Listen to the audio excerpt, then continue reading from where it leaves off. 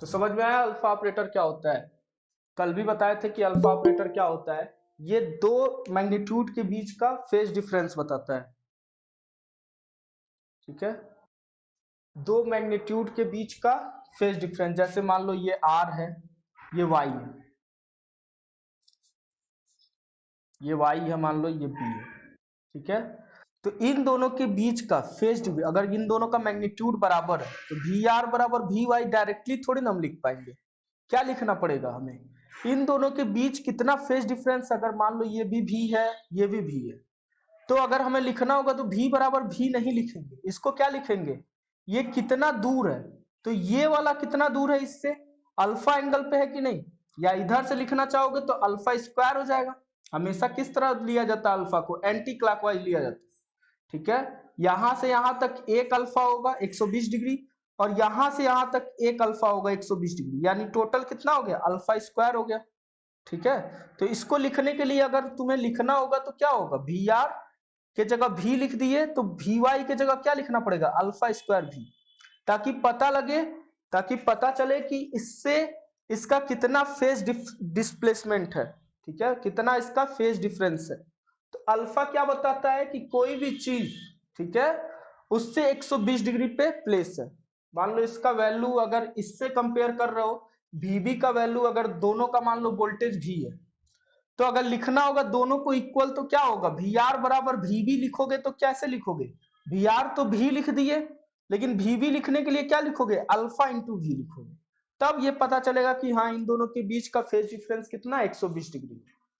ठीक है, ये बात समझ में आया कि नहीं। अल्फा क्या करता है, दो मैग्नीट्यूड के बीच, दो मैग्नीट्यूड के बीच का फेज डिफ्लेसमेंट बताता है। और कितना फेज डिफ्लेसमेंट बताता है, 120 डिग्री। ठीक है, ये तो हुआ पोलर फॉर्म में। अगर इसी रिक्टेंगुलर फॉर्म में लिखोगे तब, बीडब्ल्यू में पढ़े होगे polar form, rectangular form, AC में, तो वही काम यहाँ पे हो रहा है। तो ये है तुम्हारा पोलर फॉर्म में अल्फा का मान। अगर इससे ही क्या करोगे, रिक्टेंगुलर में लिखना चाहोगे तो कैसे लिखोगे, वन क्या होता था, R at an angle theta होता था, तो लिखते थे R cos theta plus J R sine theta. ये लिखते थे कि नहीं एसी में, जब हम लोग पढ़े थे तब, पोलर से रिक्टेंगुलर में जब चेंज करते थे। तो यहाँ आर की जगह क्या है, 1 है, और थीटा की जगह कितना है, 120 है। तो यहाँ पे क्या हो जाएगा, आर की जगह 1 रख दोगे, और 120 थीटा की जगह क्या रख दोगे, 120 प्लस। ऐसे ही यहाँ पे क्या लिखोगे, जे आर का मान कितना है, 1, और साइन 120 डिग्री। इससे तुम्हारा क्या निकल जाएगा, मान निकल जाएगा। एक मतलब एक ही होता है, काश 120 का मान हो जाएगा काश 90 प्लस 30, यानी काश 90 माइनस 30। ठीक है, माइनस कॉस थीटा होगा, काश 90 प्लस, हाँ, काश 90 प्लस 30 हो जाएगा तुम्हारा माइनस साइन 30, तो माइनस 1/2 हो जाएगा। ठीक है, तो यहाँ क्या हो जाएगा, -1/2, और यहाँ पर क्या हो जाएगा, जे साइन 120 यानी काश 30 आएगा, काश 30 प्लस का यानी √3/2 हो जाएगा। ठीक है, ऐसे निकाल लेना, काश 90 प्लस 30 क्या हो जाएगा, माइनस साइन 30।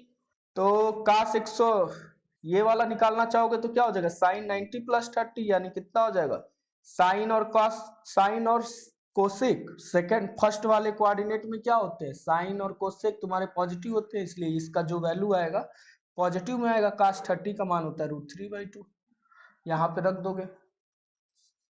ठीक है, तो अगला अगर कोई पूछ दे अल्फा स्क्वायर का मान कितना होगा, ये पूछता है अल्फा का मान बता दो, अल्फा स्क्वायर का मान बता दो। इससे क्वेश्चन कैसे आता है, 1 प्लस अल्फा स्क्वायर बराबर कितना होता है। ठीक है, इससे क्वेश्चन क्या आता है, 1 प्लस अल्फा स्क्वायर बराबर कितना होता है। तो अल्फा स्क्वायर का मान निकालो, अल्फा स्क्वायर का मान होता है 240, क्योंकि अल्फा 120, अल्फा 120 यानी कितना हो जाएगा, 240। फिर इसको सॉल्व करोगे तो क्या हो जाएगा, 1 cos 240 प्लस J1 sin 240। ठीक है, तो cos 240 का मान कितना हो जाएगा, cos 270 माइनस 30, तो sin 30 हो जाएगा लेकिन माइनस का।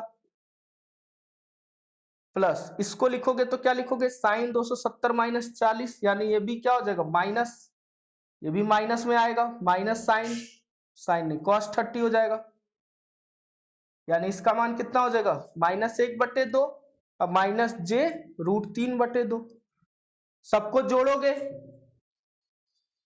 कौन सा, सही किया, सही किया। अब इन दोनों को क्या कर दो, ऐड कर दो, तो 1 प्लस अल्फा की जगह क्या लिखोगे -1/2 प्लस जे √3/2 और फिर अल्फा स्क्वायर की जगह क्या लिखोगे -1/2 और ये क्या हो जाएगा -j√3/2। तो ये दोनों आपस में खत्म हो जाएंगे, j√3/2 और ये दोनों जुड़ के क्या हो जाएंगे -1, यानी कितना आ जाएगा 0। कई बार इसका क्वेश्चन आया हुआ है 0। ठीक है, इसका यूज कैसे करते हैं उसे हमें सीखना है। ठीक है, ये तो हो गया काम, कैलकुलेशन पे पूछेगा तो तुम कर लोगे। अब कैलकुलेशन से अगर पूछेगा क्वेश्चन इससे अल्फा ऑपरेटर से तो हो जाएगा। अब इसका यूज कैसे करते हैं हम लोग फॉल्ट एनालिसिस में, उसको देखते हैं। तो देखो, उसको देखने के लिए देखो,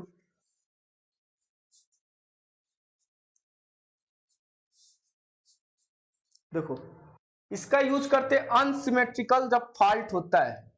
ठीक है, कौन सा फॉल्ट, अनसिमेट्रिकल जब फॉल्ट होता है तो इसका बहुत ज्यादा यूज होता है। अभी देखना कैसे यूज होगा अनसिमेट्रिकल। इसके पिछले वीडियो में पूरा अल्फा ऑपरेटर को अच्छे से बताए थे।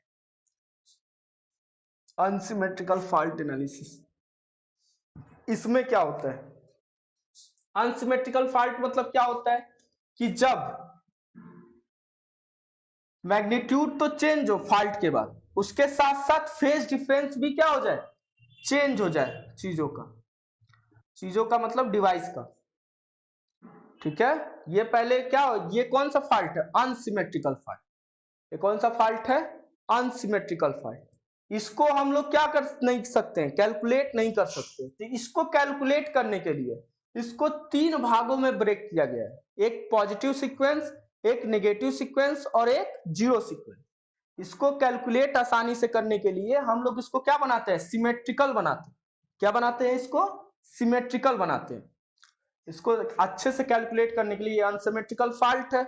इसमें क्या है, मैग्नीट्यूड तो चेंज हुआ है, कल बताए थे कि मैग्नीट्यूड के साथ साथ फेज डिफरेंस भी अगर चेंज हो जाता है तो क्या हो जाता है, अनसिमेट्रिकल फॉल्ट हो जाता है।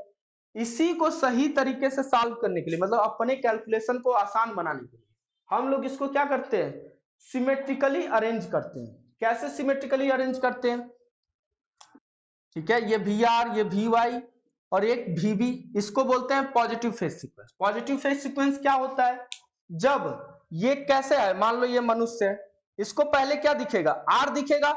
ये जनरेटर मान लो चल रहा है, पहले इसको आर दिखेगा, उसके बाद से क्या दिखेगा, इसके पास ये जब आगे बढ़ेगा ये आर दिख गया, उसके बाद से कौन आएगा, वाई आएगा, फिर ये कौन आएगा, इसके पास बी आएगा। तो जब इस फेज सीक्वेंस में अगर इसको भी रखते हो तो ये कौन सा सीक्वेंस होगा, पॉजिटिव फेज सीक्वेंस होगा। ठीक है, जब इसी फेज सीक्वेंस में इसको क्या करोगे, 120 डिग्री पे अरेंज करोगे तो उसे बोलेंगे पॉजिटिव फेज सीक्वेंस। ठीक है, जब फॉल्ट का जो फॉल्ट हुआ है, ठीक है, ये जिस फेज सीक्वेंस में है उसी फेज सीक्वेंस में अगर इसको सिमेट्रिकली अरेंज करते हो तो उसे बोलेंगे पॉजिटिव फेज सीक्वेंस। दूसरा क्या होता है, इसी को फिर से, अब वी आर यहीं पर रहेगा, ठीक है, लेकिन यहां पे क्या आ जाएगा, वीबी आ जाएगा, क्या आ जाएगा, वीबी, और यहां पे आ जाएगा वी वाई। अब देखो इसका फेज सीक्वेंस क्या होगा, फिर यहां पे मनुष्य को खड़ा कर दोगे, इसको पहले क्या दिखेगा, आर, और यहां क्या, फिर कौन आएगा, वाई, फिर यहां कौन आएगा। ऐसे चल रहा है जनरेटर, हमेशा एंटी क्लॉकवाइज जनरेटर चलाते हैं, तो आर वाई बी दिखेगा इसमें। लेकिन कैसे दिखेगा, पहले तो आर दिखेगा, लेकिन दूसरे पे कौन दिखेगा, बी दिखेगा, तीसरे पे कौन दिखेगा, वाई दिखेगा। तो ये जब फेज सीक्वेंस क्या हो जाता है, इससे डिफर हो जाता है, इससे क्या हो जाता है, डिफर हो जाता है, तो इसको बोलते हैं नेगेटिव फेज सीक्वेंस। इसको क्या बोलते हैं, नेगेटिव फेज सीक्वेंस। जब ओरिजिनल फेज सीक्वेंस से, ठीक है, डिफर फेज सीक्वेंस आता है सिमेट्रिकली अरेंज करने पे, उसको बोलते हैं नेगेटिव फेज सीक्वेंस। और positive phase sequence same phase में इसको रख दो। अब इसको कैलकुलेट करना आसान है क्योंकि सिमेट्रिकल का कैलकुलेशन क्या है, आसान होता है। तीसरा एक होता है जीरो सीक्वेंस, इसी में बना दे रहे हैं। जीरो सीक्वेंस क्या होता है, जीरो सीक्वेंस होता है मतलब कि इसमें कोई भी फेज डिफरेंस ना हो, आर में, वाई में और बी में, तीनों में कोई भी फेज सीक्वेंस में फेज डिफरेंस ना हो, तीनों क्या हो, एक ही लाइन में हो, तो उसे बोलेंगे कौन सा, जीरो फेज सीक्वेंस। इसको क्या बोलते हैं, जीरो फेज सीक्वेंस। तो इस अनसिमेट्रिकल फॉल्ट को, इस अनसिमेट्रिकल फॉल्ट को हम लोग क्या बना दिए, सिमेट्रिकली अरेंज कर दिए ताकि हमारा कैलकुलेशन क्या हो जाए, इजी हो जाए। अब भले से ये 3 भागों में तुम्हें सॉल्व करना पड़े, ठीक है, लेकिन ये इजी पड़ेगा इसको सॉल्व करने से। इसको 3 जगह सॉल्व करना पड़ेगा, पहले पॉजिटिव फेज सीक्वेंस, नेगेटिव, फिर जीरो, लेकिन इससे इजी रहेगा। ये एक एक लाइन में हो जाएगा, लेकिन इसका कैलकुलेशन और जो मान आता है वो बहुत खतरनाक आता है, इसको डायरेक्टली सॉल्व भी नहीं किया जाता है। अनसिमेट्रिकल फॉल्ट है ये जब हुआ है, ठीक है, तो इसको क्या कर दिया गया, 3 भागों में अरेंज कर दिया गया। एक पॉजिटिव फेज सीक्वेंस, इसका मतलब क्या है कि जो फॉल्ट है उसी के सेम फेज सीक्वेंस में अगर इसका रखते हैं, सिमेट्रिकली अरेंज करते हैं, तो उसे बोलते हैं पॉजिटिव फेज सीक्वेंस। जब इस अनसिमेट्रिकल फॉल्ट के डीफर हम लोग फेज सीक्वेंस को रखते हैं तो उसे बोलते हैं नेगेटिव फेज सीक्वेंस। और जीरो फेज सीक्वेंस क्या होता है, जब तीनों को सेम लाइन में ही रख देते हैं, मतलब उनके बीच का फेज डिफरेंस हम लोग जीरो रख देते हैं, तो उसे क्या बोलते हैं, जीरो फेज सीक्वेंस। ये बात समझ में आया कि नहीं, समझ में आया कि रिपीट करें। पॉजिटिव फेज सीक्वेंस क्या होता है, पॉजिटिव फेज सीक्वेंस होता है जो फॉल्ट है उसी के फेज सीक्वेंस को क्या कर दो, रख दो सिमेट्रिकली अरेंज करके। ये सिमेट्रिकली अरेंज हो गया 120 डिग्री पे, और इस तरह से सेम फेज सीक्वेंस में रखोगे तो इसे बोलेंगे positive phase sequence. Negative phase sequence क्या होता है, जब इसको 120 डिग्री पे प्लेस तो कर रहे हैं लेकिन उसका फेज सीक्वेंस क्या कर दे रहे हैं, चेंज कर दे रहे हैं। यहाँ आर था, यहाँ वाई था, यहाँ बी था, लेकिन यहाँ क्या है, आर है, बी है। यहाँ इसको किस मानों को कैसा दिखेगा, पहले आर आता हुआ दिखेगा, फिर बी दिखेगा, फिर वाई दिखेगा, ठीक है। इतना समझ में आया विकास, नहीं सो देखो, अनसिमेट्रिकल फॉल्ट को क्या करते हैं, सिमेट्रिकली अरेंज करते हैं। कैसे अरेंज करते हैं, 3 सीक्वेंस में अरेंज करते हैं, positive phase sequence, negative phase sequence और जीरो फेज सीक्वेंस। अब क्या होता है, अब क्या करते हैं, इसको जब सेम फेज में रखते हैं, मतलब ये आर वाई बी में अगर फॉल्ट वाला है, अगर सेम फेज सीक्वेंस में इसको 120 डिग्री पे प्लेस करते हैं तो उसे बोलेंगे पॉजिटिव फेज सीक्वेंस। वैसे भी यार लग रहा है कि पॉजिटिव फेज सीक्वेंस क्या होगा, इसके सेम होगा। नेगेटिव फेज सीक्वेंस क्या होता है, जब इसके फेज सीक्वेंस को हम लोग क्या कर देते हैं, डिफर कर देते हैं मेन वाले से, तो ये क्या हो जाता है, नेगेटिव फेज सीक्वेंस। और जीरो फेज सीक्वेंस मतलब तीनों में क्या कर दें, फेज डिफरेंस हम लोग जीरो कर दें, ठीक है। तो ऐसे करके ये चलता है। अब होगा क्या, अब मान लो यहां से वी आर है, तो वी आर बराबर क्या होगा, इसको देखो, इसको कहते हैं R1 पॉजिटिव फेज सीक्वेंस को क्या बोलते हैं, 1 ठीक है। नेगेटिव फेज सीक्वेंस को क्या बोलते हैं, 2 ठीक है। और जीरो फेज सीक्वेंस को 0 दिखा देते हैं, ठीक है। तो अगर वी आर का टोटल मान निकालोगे, वी आर का टोटल मान निकालोगे तो क्या होगा, V R 0 plus V R 1 plus V R 2, mute कर लो, म्यूट कर लो। वी वाई बराबर क्या होगा, वी वाई 0, इसी को तो 3 भागों में तोड़ा गया है, 0, पॉजिटिव और नेगेटिव। समझ लो क्या बोल रहे हैं, इसी मेन वाले को ही तो तोड़ा गया है, जो वी आर है इसी को तो तोड़ा गया वी आर 1 में, वी आर 2 में और वी आर 0 में, इसीलिए ऐसा लिख रहे हैं। ये क्या होगा, वी वाई 1 वी वाई 2। फिर वी बी को ही क्या कर दिया गया है, 3 भागों में तोड़ा गया है, किसमें किसमें, 0 में, पॉजिटिव में और नेगेटिव में। हाँ ठीक, तो वी बी 0, वी बी 1 और वी बी 2। तो ऐसे करके अब इसी को क्या बनाएंगे, हम अल्फा में इसको डिनोट करेंगे, ठीक है। ये क्वेश्चन बहुत बार आता है, वी आर बराबर V R 0 plus V R 1 plus V R 2, V Y बराबर V Y 0 plus V Y 1 plus V Y 2, ठीक है। वी बी बराबर क्या हो जाएगा, V B 0 plus V B 1 plus V B 2। अब देखो इसी में से देखते हैं, इसमें जो अनवांटेड है उसको डिलीट करने जा रहे हैं। अब देखो इसको एक बार स्क्रीनशॉट ले लो, उसके बाद आगे देखते हैं।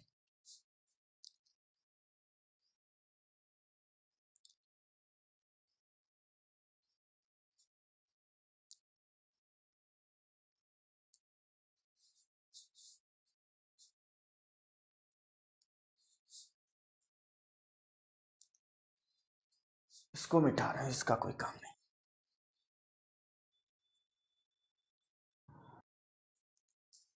अब देखना इसको। अब बोले थे मैग्नीट्यूड क्या होता है, सबका सेम होता है। मैग्नीट्यूड सबका सेम होता है जब सिमेट्रिकली अरेंज किया जाता है।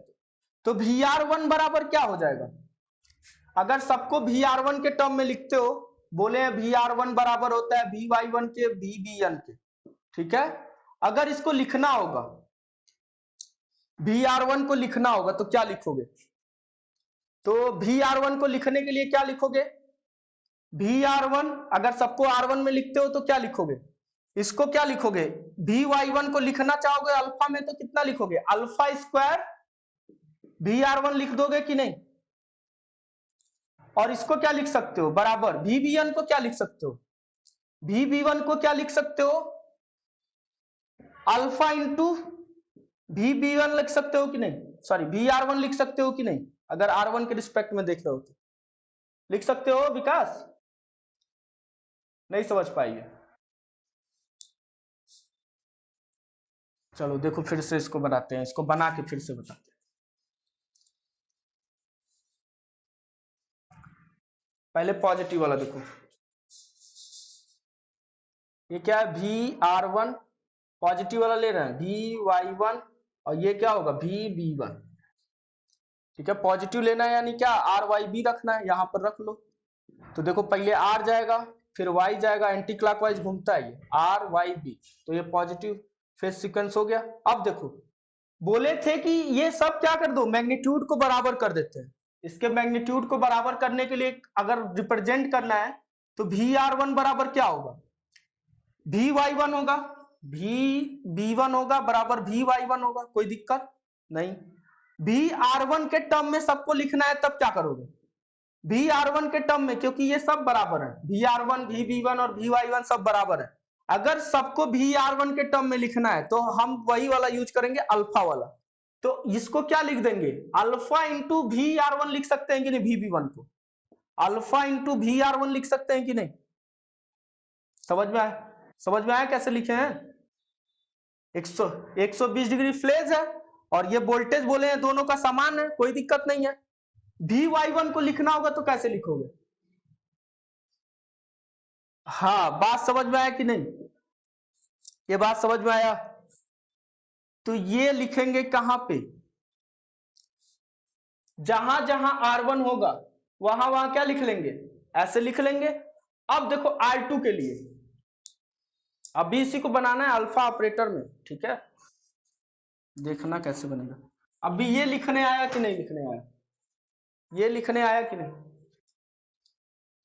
फिर देखो नेगेटिव फेज सीक्वेंस का, ये VR2 होगा, ठीक है, यहां पर क्या होगा VB2 होगा, और ये क्या होगा VY2। क्यों ऐसा नेगेटिव का क्यों बोल रहे हैं, R के बाद से क्या आएगा B आएगा, और B के बाद से ये ऐसे चलता है, ठीक है। तो R के बाद से B के बाद से Y, अगर यहां पर मनुष्य है तो उसको फेज सीक्वेंस दिखेगा। अब बताओ VR2 बराबर क्या होगा, VY2 होगा बराबर VB2 होगा।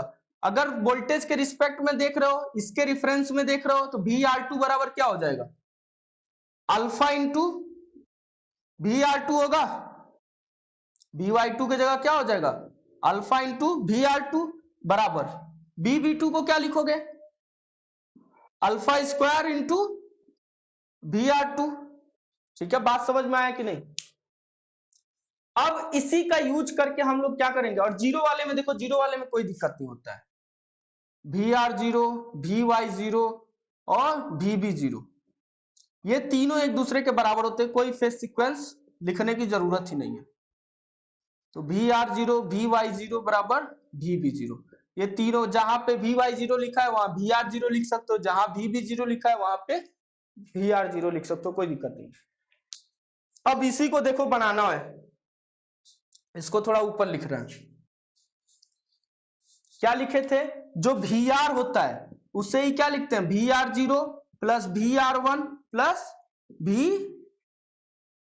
V R zero plus V R one plus V R two. V Y को कैसे लिखते हैं, V Y zero plus V Y one plus V Y two. फिर वी बी को कैसे लिखते हैं, V B zero plus V B one plus V B two. अब सबको एक में कर दो, सबको क्या कर दो, आर जीरो में कर दो, सबको आर वन में कर दो, सबको आर टू में कर दो। तो देखो कितना आसान हो जाएगा। ये पहला वाला कोई दिक्कत नहीं है। दूसरे वाले को देखो, वी वाई जीरो को क्या लिख सकते हो, वी आर जीरो लिख सकते हो कि नहीं, वी वाई जीरो को क्या लिख सकते हो, वी आर जीरो लिख सकते हो। सबको बनाना है ताकि हम मैट्रिक्स बनाना चाह रहे हैं, और कोई बात नहीं। क्या बनाना चाह रहे हैं, मैट्रिक्स। उसमें देखो क्या होगा, वी आर जीरो, इसको भी क्या होगा, वी वाई वन को क्या लिख सकते हो, वी वाई वन को क्या लिख सकते हो, alpha square V R one लिख सकते हो, alpha square V R one लिख सकते हो वी वाई वन को। वी वाई टू को क्या लिख सकते हो, alpha into V R two लिख सकते हो। समझ में आया, सबको हम इस टर्म में ले आ रहे हैं, V R one V R zero V R two. तो देखो वी वाई जीरो को क्या लिख दिया, वी आर जीरो, वहां से वी वाई वन को कहां से लिखे हैं, यहां से alpha square V R one से, और वी वाई टू को कहां से लिखे हैं, यहां से alpha into V R two से। समझ में आया विकास, नहीं समझ में आया। वी बी बराबर देखो, वी बी जीरो को क्या लिखोगे, फिर वी आर जीरो के ही टर्म में लिखना है, तो वी आर जीरो हो जाएगा, और ये वी वाई था। और ये वाला क्या होगा, वी बी वन कितना होगा, V B one alpha into V R one, और वी बी टू क्या होगा, वी बी टू यहां पर है, alpha square into V R two. ठीक है, इतना बात समझ में आया कि नहीं। यही लोग लिख नहीं पाते हैं, इसको याद करने के चक्कर में पड़ जाते हैं, याद करते करते भुला जाता है, कब क्या याद रखना है भूल जाता है। ठीक है, लेकिन अगर बहुत ज्यादा प्रैक्टिस कर लोगे तो याद भी हो जाएगा। अब देखो इसको सही से लिखते हैं, वी आर बराबर क्या होगा, वी आर बराबर होगा V R zero plus V R one plus V R two. V Y बराबर क्या होगा, सबको आर जीरो के टर्म में वाला लिखेंगे, ये वाला। तो क्या होगा, वी आर जीरो प्लस, दिख रहा है ना, चमक नहीं रहा है यहां पर,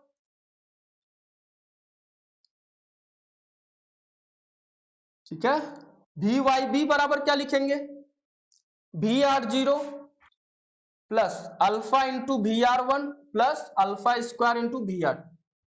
ठीक है, अब देखो इसका मैट्रिक्स अब बनाएंगे, क्या बनाएंगे यहां से, ताकि इजिली कभी भी क्वेश्चन आए, अल्फा दे दे और R1 R2 दे दे, तो हम कोई भी क्वेश्चन तुरंत का तुरंत हैंडल कर दें।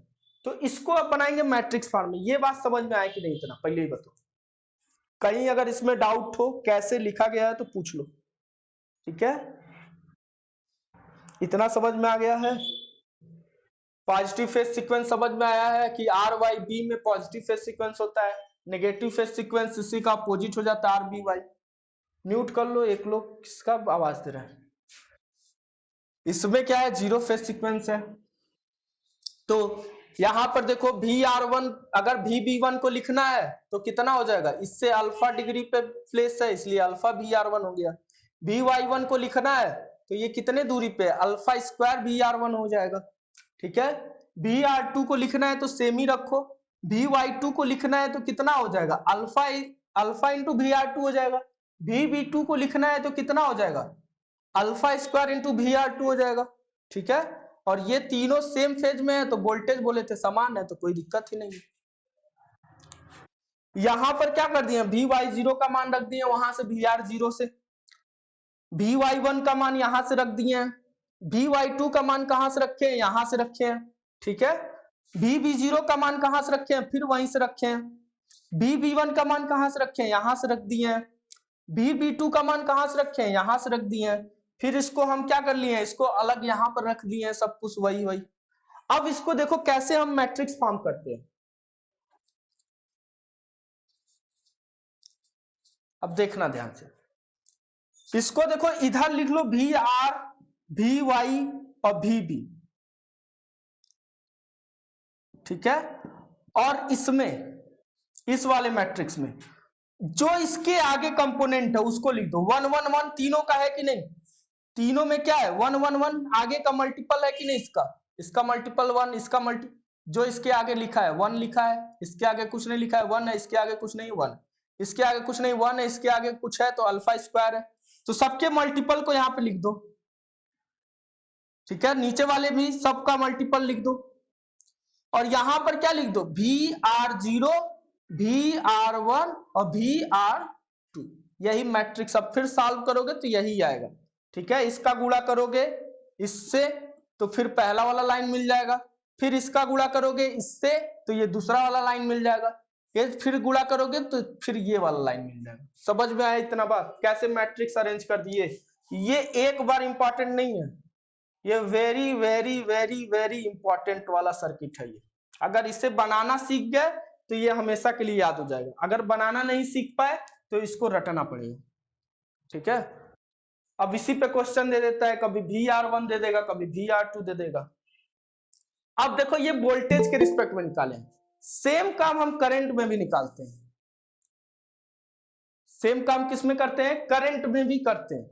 तो जहां जहां VR लिखे हो वहां वहां क्या कर दो, IR कर दो, IY कर दो, IB कर दो। यहां पे क्या कर दो, IR0 कर दो, IR1 कर दो, IR2 कर दो, कोई दिक्कत नहीं, करंट का निकल जाएगा इक्वेशन।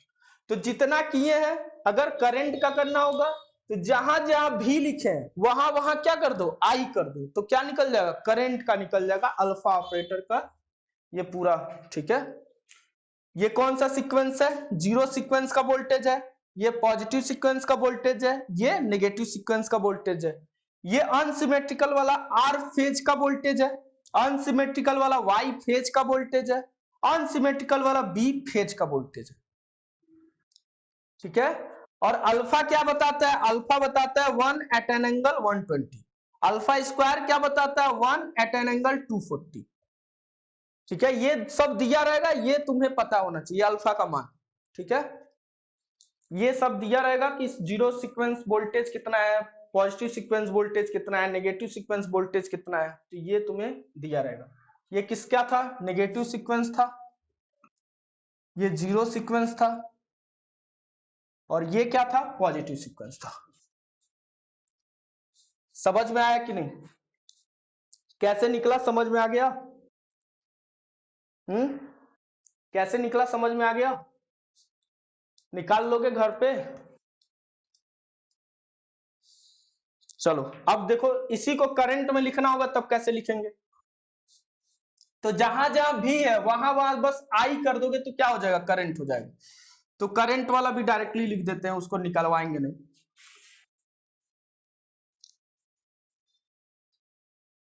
सेम करंट वाला भी क्या रहेगा, सेम रहेगा, जहां जहां भी लिखे थे बस वहीं वहीं आई कर दोगे तो करंट का निकल। तो उसका फार्मूला लिखना होगा डायरेक्टली, तो क्या लिखोगे, IR IY IB।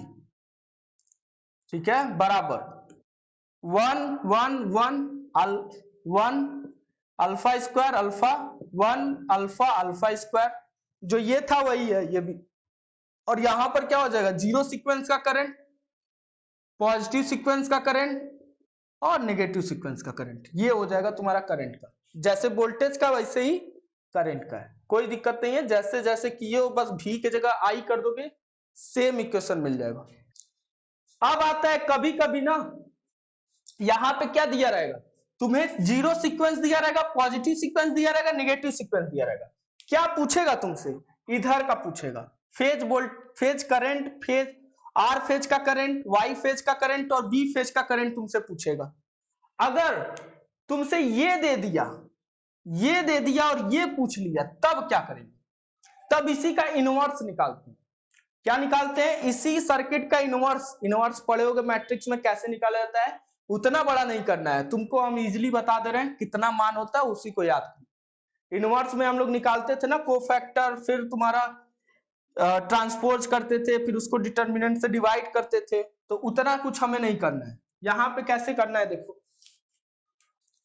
ये कब यूज करोगे, जब जीरो सीक्वेंस, पॉजिटिव सीक्वेंस और नेगेटिव सीक्वेंस वोल्टेज दिया रहेगा, और क्या पूछेगा, आर फेज का वोल्टेज पूछेगा, वाई फेज का वोल्टेज पूछेगा, बी फेज का वोल्टेज पूछेगा, तो ये लगाओगे, ठीक है, ये वाला इक्वेशन लगाओगे।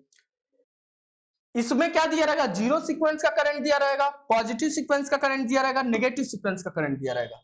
तब कौन सा लगाओगे, अब पूछेगा क्या, आर फेज का करंट, वाई फेज का करंट, बी फेज का करंट, तब इसको लगाओगे।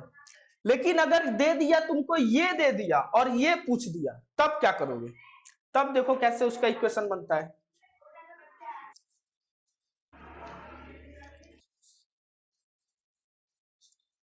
जब ये दे देगा और ये पूछेगा, तब कैसे निकालते हैं, तब इसका इनवर्स लेते हैं।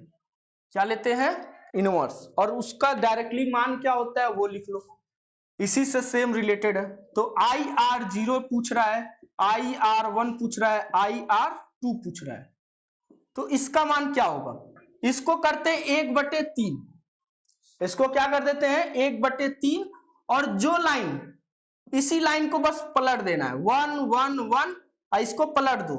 ये अप्लाई मत करने लगना अपने मैट्रिक्स वाले क्वेश्चन में, बस इसके लिए ये सही होता है, ठीक है। 1 अल्फा स्क्वायर अल्फा, इन दोनों को बस पलट देना, और इधर क्या हो जाएगा, आई आर, आई वाई और आई बी। जब फेज करंट, आर फेज का करंट दिया रहेगा, वाई फेज का करंट दिया रहेगा, बी फेज का करंट दिया रहेगा, अब पूछेगा जीरो सीक्वेंस का करंट, पॉजिटिव सीक्वेंस का करंट और नेगेटिव सीक्वेंस का करंट। अब सोच रहे होगे कि इसको निकालते कैसे, अरे निकालना क्या, इसको गुणा करो, ठीक है, ये दिया ही रहेगा, गुणा करोगे, पहला वाला इसके सामने वाला हो जाएगा। चलो निकाल के बताते हैं। ये समझ में आया कि नहीं, कैसे लिखना है इसको, इसी का इनवर्स निकालते हैं, लेकिन इनवर्स निकालने की जरूरत नहीं, इसी को क्या कर दो 1/3 कर दो, और ये लाइन ऊपर लिख देना और ये लाइन नीचे लिख देना, और इसको इन दोनों को पलट देना, ठीक है। समझ में आया कैसे निकालते हैं इसको, ठीक है, 1/3 कर देना। अगर वोल्टेज का पूछे तो वोल्टेज में भी सेम चीज चलेगा, VR0, VR1, VR2, अगर ये पूछ रहा है तो इसको भी 1/3, और जो यहाँ लिखा है वही।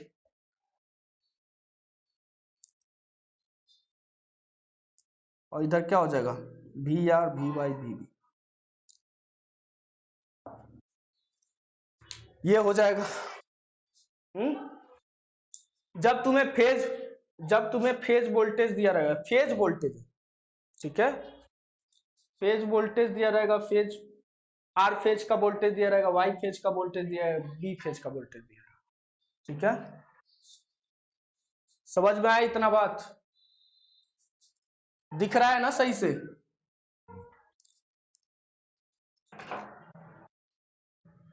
अब देखो, अगर मान लो दे देता है, तब कैसे क्वेश्चन सॉल्व करोगे, अगर मान लो कुछ दे ही देता है तो क्वेश्चन कैसे सॉल्व करोगे, जो देखो डायरेक्टली क्वेश्चन सॉल्व करवा रहे हैं। ये समझ में आया कैसे कैसे हुआ है, ये वाला नहीं निकलवाए हैं, तुम इसका इनवर्स निकालोगे तो आ जाएगा, ठीक है, इसका इनवर्स निकालोगे तो यही आएगा, ये 1/3 इतना आएगा, ठीक है। निकालना होगा तो प्रैक्टिस करके बैठ के देख लेना एक बार। अब देखो इस पे क्वेश्चन कैसे आएगा,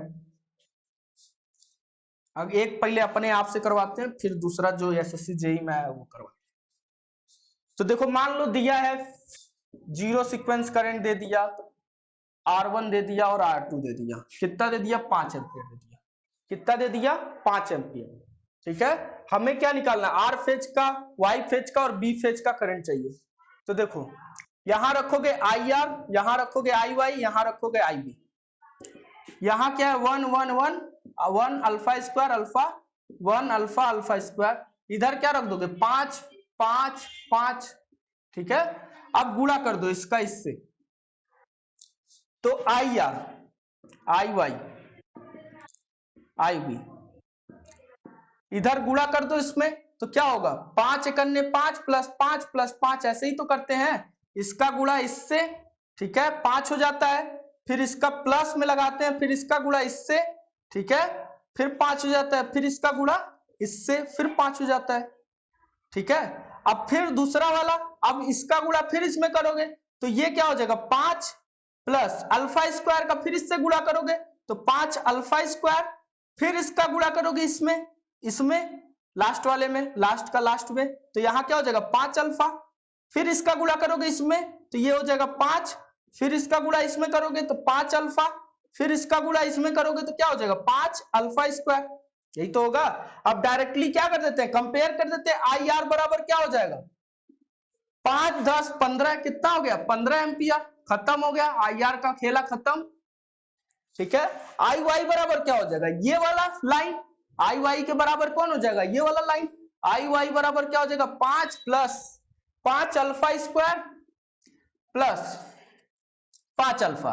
अब दो तीनों में देखो 5 कॉमन है, 1 plus alpha square plus alpha, इसका मान तुम्हें निकलवाए कितना होता है, तो डायरेक्टली ये क्या हो गया 5 गुणे 0 यानी कितना हो जाएगा 0 आई वाई। ठीक है, आई बी का मान भी सेम ही आएगा, देखो कैसे, आई बी का मान कितना हो जाएगा 5 प्लस 5 अल्फा, मान रख के भी देखोगे अल्फा अल्फा स्क्वायर का तब भी क्या आ जाएगा 0 ही आएगा, इसमें भी मान रख के देखोगे तो आ जाएगा।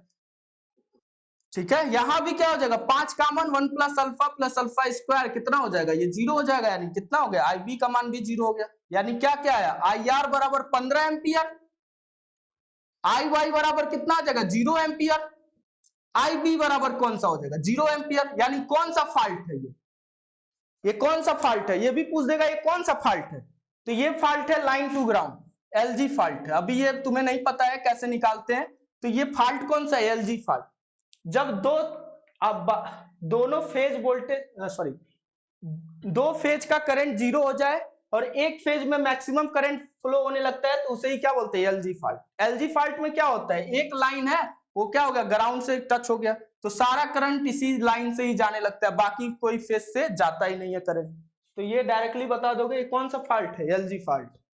ठीक है, रैंडम क्वेश्चन लिए एलजी फॉल्ट आ गया, तो ऐसे करके तुम बता दोगे कैसे मान निकलता है। मान पता चल गया कैसे निकालना है, पता चला मान कैसे निकालना है। हाँ, अब मैट्रिक्स देके डर नहीं लग रहा है, ऐसे में सोच रहे होगे कैसे इसको निकालेंगे, तो कुछ नहीं करना है भाई, नॉर्मल मैट्रिक्स सॉल्व करना है। ठीक है, क्या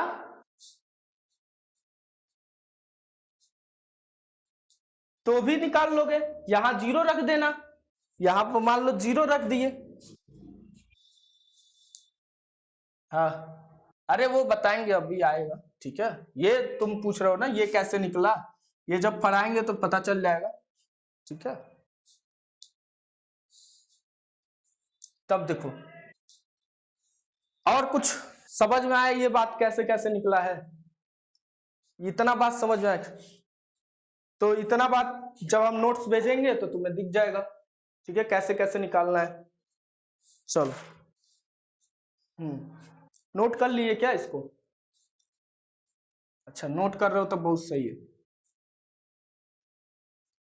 अब देखो रिप्रेजेंटेशन कैसे करते हैं, मान लो कभी आ गया जनरेटर का रिप्रेजेंटेशन करने के लिए, ट्रांसफार्मर का रिप्रेजेंटेशन करने के लिए, इन सबको तुम्हें जानना होगा तभी फॉल्ट पढ़ पाओगे। ठीक है, ये अल्फा ऑपरेटर से तुम्हें खेलने आ गया कि नहीं सही से, आज एक बार प्रैक्टिस जरूर करना इस पे, तो और अच्छे से आ जाएगा।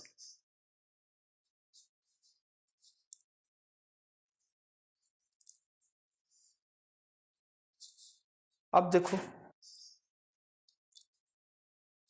जनरेटर का रिप्रेजेंटेशन कैसे करते हैं, पॉजिटिव सीक्वेंस में, नेगेटिव सीक्वेंस में और जीरो सीक्वेंस में रिप्रेजेंटेशन। ठीक है, जनरेटर का रिप्रेजेंटेशन कैसे करते हैं, पॉजिटिव सीक्वेंस में, नेगेटिव सीक्वेंस में और जीरो सीक्वेंस में। तो देखो पॉजिटिव सीक्वेंस में कैसे करते हैं जनरेटर का, जनरेटर मतलब क्या वोल्टेज को जनरेट कर रहा है। ठीक है, तो जनरेटर का देखो पॉजिटिव सीक्वेंस में क्या होता है, तो जनरेटर है तो क्या करेगा वोल्टेज पैदा करेगा कि नहीं। ठीक है, वोल्टेज पैदा करेगा और क्या करेगा इसके अंदर कुछ ना कुछ इंटरनल इंपीडेंस होगा कि नहीं इसका, तो वही इंटरनल इंपीडेंस को यहां पर दिखा देते हैं, बस खत्म हो गया, यही जनरेटर का क्या है रिप्रेजेंटेशन है पॉजिटिव सीक्वेंस में। नेगेटिव सीक्वेंस में क्या होता है, इसमें भी चाहेगा ये जनरेट करना, और इसका खुद से का इंपीडेंस होगा। लेकिन ये बताओ, एक बार ये एंटी क्लॉकवाइज चलेगा जनरेटर, एक बार हमेशा एंटी क्लॉकवाइज चलता है जनरेटर का प्राइम मूवर, और एक बार क्या कर रहे हो, क्लॉकवाइज चलाना चाह रहे हो, मतलब इसका फेज सीक्वेंस बदलोगे तो क्लॉकवाइज चलना शुरू कर देगा।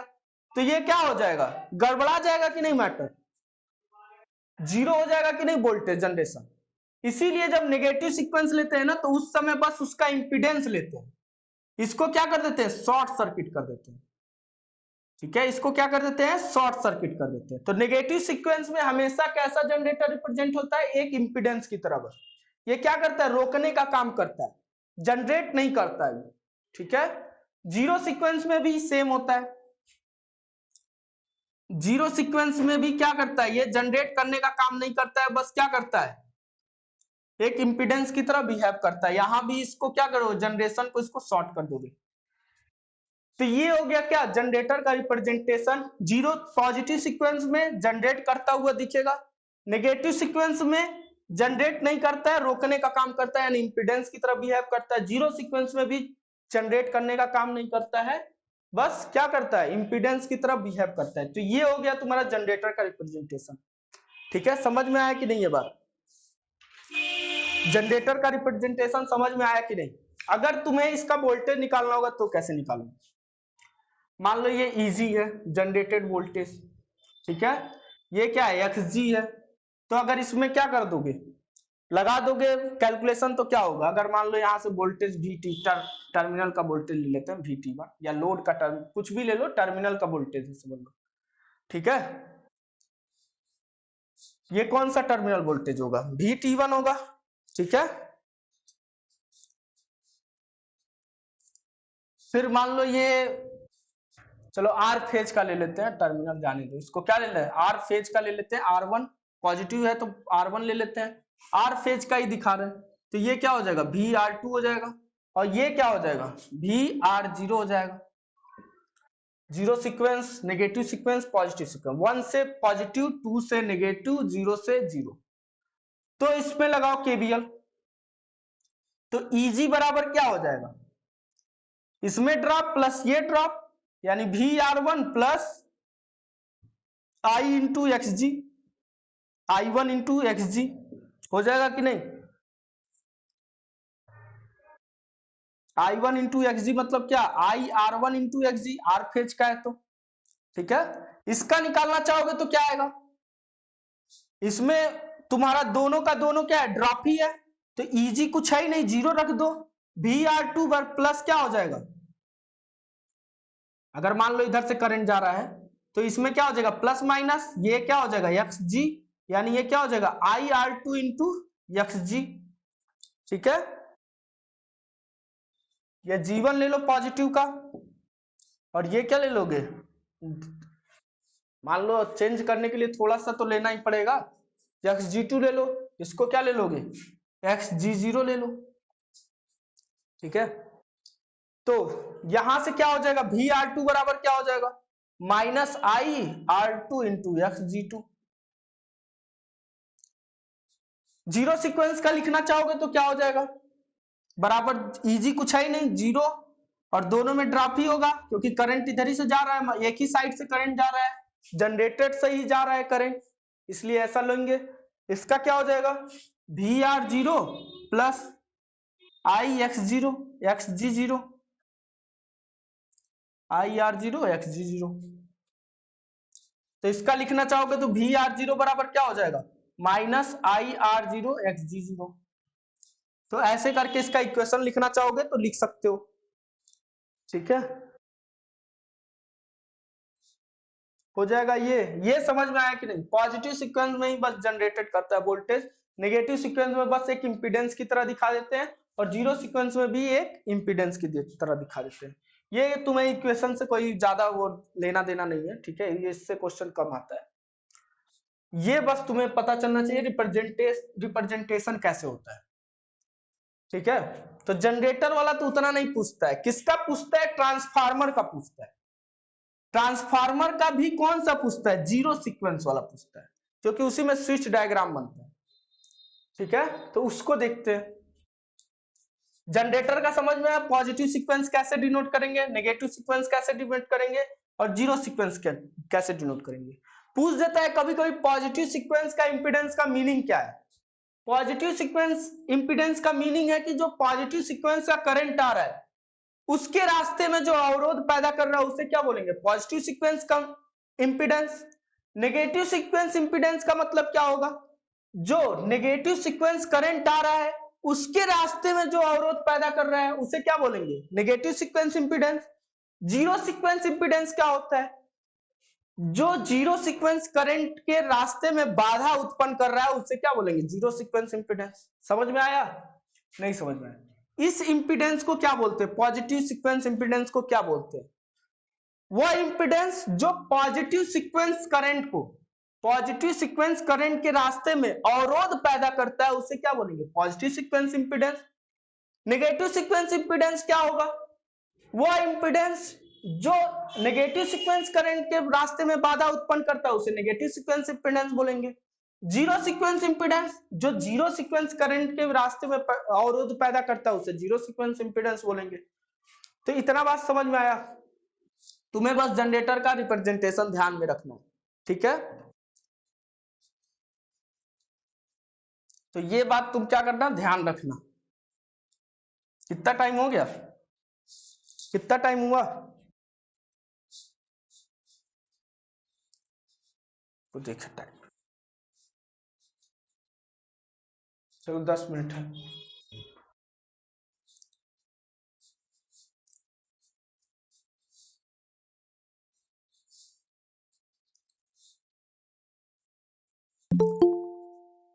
कोई आया है क्या, अभी को आ रहा है, अभी को आ रहे हो तुम। चलो देखो एक चीज और बताने जा रहे हैं इसमें, हाँ कभी कभी पूछ देता है इसका पॉजिटिव सीक्वेंस इंपीडेंस सबसे ज्यादा होता है कि नेगेटिव सीक्वेंस इंपीडेंस ज्यादा होता है कि जीरो सीक्वेंस इंपीडेंस ज्यादा होता है। जनरेटर के लिए, जनरेटर के लिए पॉजिटिव सीक्वेंस करंट इंपीडेंस ज्यादा होगा, नेगेटिव सीक्वेंस में कि जीरो। तो सबसे ज्यादा होता है पॉजिटिव सीक्वेंस इंपीडेंस, ये पूछा हुआ क्वेश्चन है। फिर होता है नेगेटिव सीक्वेंस इंपीडेंस और फिर होता है जीरो सीक्वेंस इंपीडेंस, ठीक है। और ट्रांसफार्मर में क्या होता है, x1 बराबर होता है x2 के, और ये किससे छोटा होता है, x0 से, ठीक है।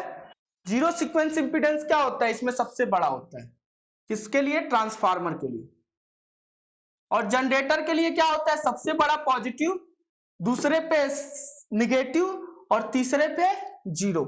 तो ये याद रखना, ये वाला उतना इंपॉर्टेंट नहीं है, लेकिन एक ये भी करवाए हुए हैं ट्रांसफार्मर में। देखोगे एक जगह लिखवाए थे कि x1 और x2 क्या होता है, बराबर होता है और निग्लेजिबल होता है, x0 जो होता है मेन होता है, जीरो सीक्वेंस रिएक्टेंस, ठीक है। चलो तो ये दोनों बात याद रखना। जनरेटर के लिए x1 पॉजिटिव सीक्वेंस का इंपीडेंस सबसे ज्यादा होता है, नेगेटिव सीक्वेंस का इंपीडेंस थोड़ा कम होता है और जीरो सीक्वेंस इंपीडेंस सबसे ज्यादा होता है। क्या बोले थे, पॉजिटिव सीक्वेंस इंपीडेंस क्या होता है, वह इंपीडेंस जो पॉजिटिव सीक्वेंस करंट के रास्ते में अवरोध पैदा करता है उसे क्या बोलेंगे, पॉजिटिव सीक्वेंस इंपीडेंस।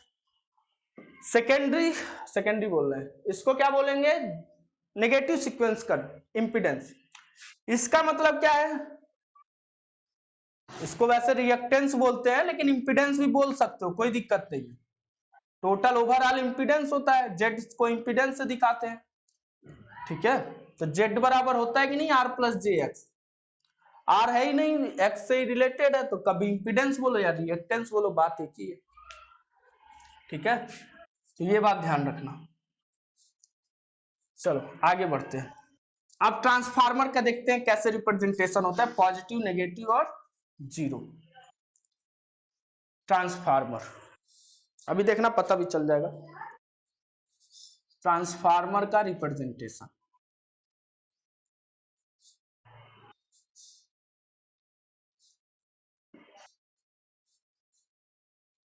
ट्रांसफार्मर का रिप्रेजेंटेशन बहुत आसान होता है।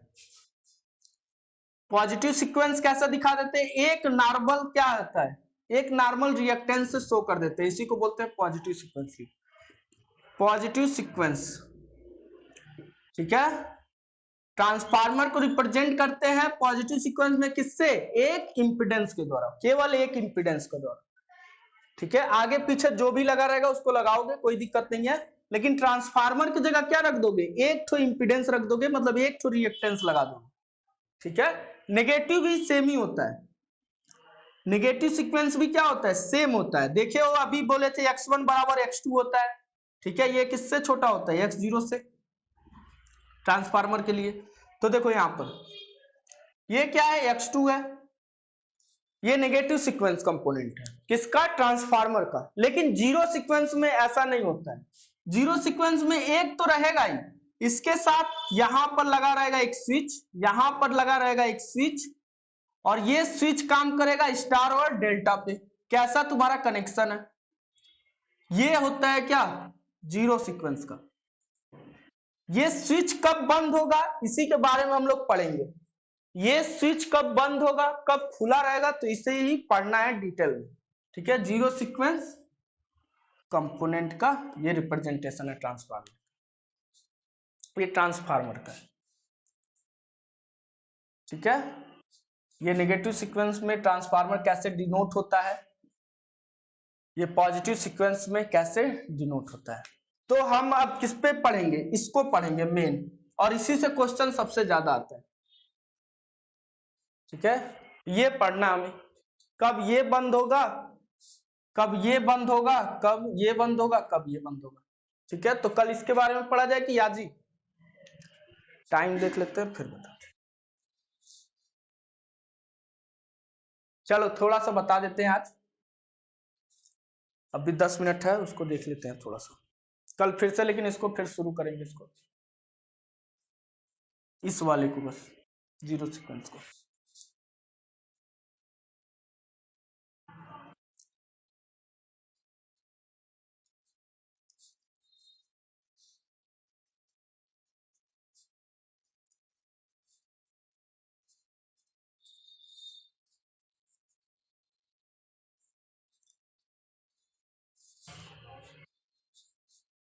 तो देखो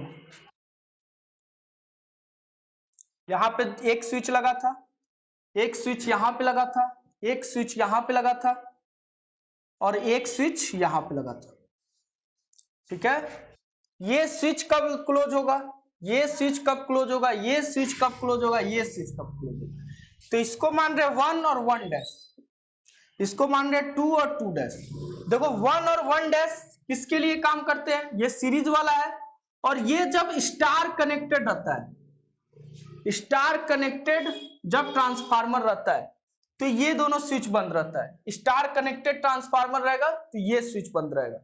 ठीक है, दूसरा सेकेंड एंड सेकेंड डैश, ये किसके लिए होगा, डेल्टा कनेक्टेड, ये स्टार कनेक्टेड विथ ग्राउंड रहेगा तब, विथ ग्राउंड रहेगा तब ये स्विच क्या होगा, क्लोज होगा। ये डेल्टा कनेक्टेड जब रहेगा तो स्विच क्लोज होगा।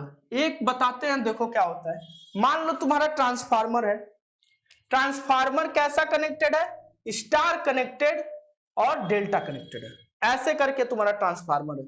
ठीक है, तो ये किसके लिए है, ये दोनों स्विच प्राइमरी के लिए है और ये दोनों स्विच सेकेंडरी के लिए है। ठीक है, तो अब देखो प्राइमरी में कौन है, स्टार है ना, तो कौन क्लोज होगा, 1 वाला क्लोज होगा, 2 वाला ओपन ही रहेगा। तो ये वाला क्या है, ग्राउंडेड है, अगर ये ग्राउंडेड नहीं रहता तो भी ये क्लोज नहीं होता, अगर ये ऐसे रहता स्टार डेल्टा बस रहता तो ये क्लोज नहीं करते। लेकिन अगर ग्राउंड से कनेक्ट है, ग्राउंड से कनेक्ट है तो ये क्या हो जाएगा, क्लोज हो जाएगा, लेकिन ये वाला क्या रहेगा, ओपन रहेगा। अब डेल्टा में आ जाओ, दूसरा सेकेंडरी में क्या है कनेक्टेड है, डेल्टा, तो डेल्टा में कौन क्लोज होगा, ये वाला क्लोज होगा, ये वाला ओपन ही रहेगा। यानी इसका जब सर्किट बनाओगे तो सर्किट कैसे होगा, ये ऐसे, ये क्लोज हो गया, ये ओपन ही रह जाएगा, ये ऐसे, अब यहां से ये क्लोज हो जाएगा और ये ओपन ही रह जाएगा। यानी जो तुम्हारा सर्किट काम करेगा, इधर कुछ भी लगा रहा है उससे कोई मतलब नहीं है, तुम्हारा सर्किट जो बनेगा यहां से बस यहीं से करंट रिटर्न आ जाएगा, ऐसे करके तुम्हारा सर्किट काम करेगा। ठीक है, ये कोई मतलब ही नहीं इसका, ये करंट जाएगा ऐसे रिटर्न आ जाएगा, यहां से अगर करंट गया तो यहां से रिटर्न आ जाएगा। तो ऐसे करके इसका रिएक्टेंस बनता है, मतलब रिप्रेजेंटेशन होता है जीरो सीक्वेंस डायग्राम।